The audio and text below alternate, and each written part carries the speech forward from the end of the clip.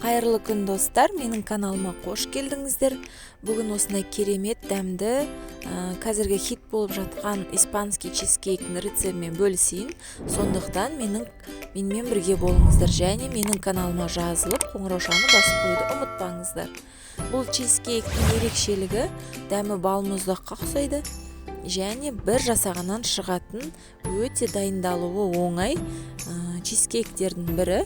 Сондықтан менімен бірге болыңыздар. Ең алдымен ыдысымызға творожный сырымызды салып, үстінен шекерімізді салып, екеуін жақсылап араластырамыз.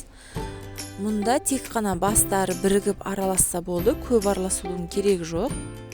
Және үстінен кукурузный крахмал саламыз оның үстінен.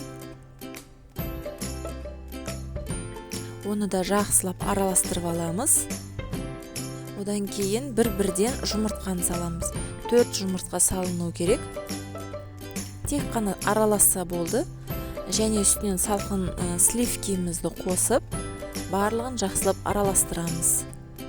Шет-шетін жинап, осындай 20 немесе 18 диаметрлік формада шет-шетіне пергамент бумагасын қойып, видеодағыдай қылып 220-230 градуста қызып тұрған пешке жарты сағат 40 минут көлемінде пісіреміз. Беті осылай күйіңкіреп піседі. Суыған соң басылып, дәмі өте керемет болып шығады. Жасап көруге кеңес беремін. Жасалуы өте оңай. Барлығыңызға ас болсын. Сіздермен болған Сандуғаш.